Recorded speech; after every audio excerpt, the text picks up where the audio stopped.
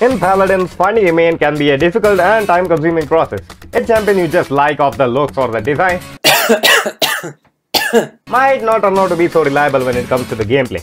But I know one champion who can kick ass and look gorgeous while doing it. I'm talking about Vora, the Harbinger. This end-of-the-world looking Latina lady is no joke when it comes to being a solid flank. But if you think you are struggling with her, maybe it's because of a silly little mistake of not using the right cards. On this channel, I have already covered best over for most of the supports and tanks, and I think it's time to branch out.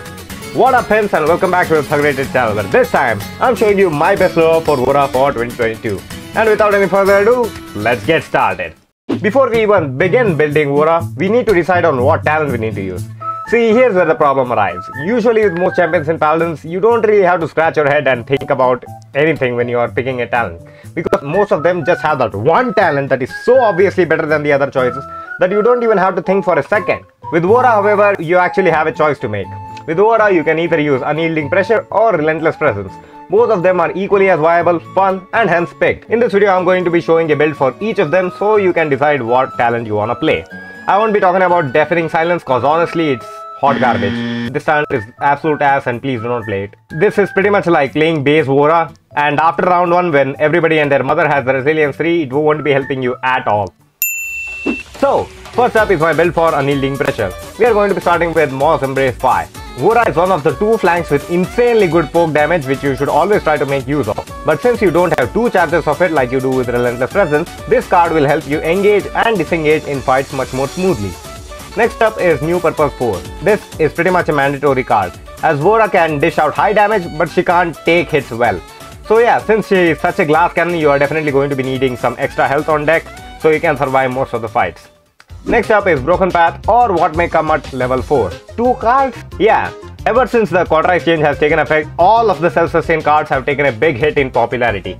This card choice pretty much depends on how you play Vora. If you are the aggressive type who constantly dives in to get picks, the DR from What May Come will help you a ton and will help you win duels or escaping.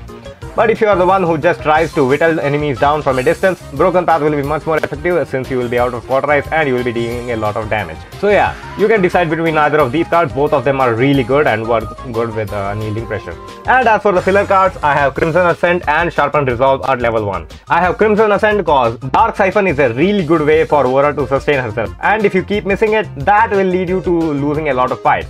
So having this card is a nice little safety cushion so you don't get punished as hard. And lastly, Sharpened Resolve is just so you can get a little more heals. It works as a nice filler card, nothing more than that, so yeah. Next up, I have my build for Relentless Presence. Also, by the way, if you are enjoying the video so far, please be sure to hit that like button. It helps me out a ton, and if you want to get notified every time I upload, please click the subscribe button. Thank you. So for Relentless Presence, I'm going to be starting with New Purpose 5 cause health equals good. You need this with Relentless Presence cause you have much more of an active playstyle, so yeah. You're going to be needing more health to win the duels. So not having this on Vora will just be plain dumb. Then we have What May Come at level 5.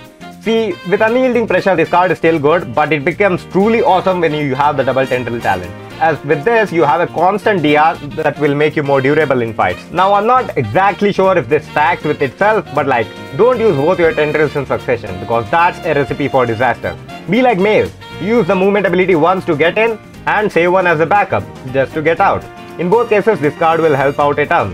And then it's pretty much the same as my other build. We have some speed and some heals for the filler cards, with Moss Embrace 2, Broken Path 1 and Sharpened Resolve 2.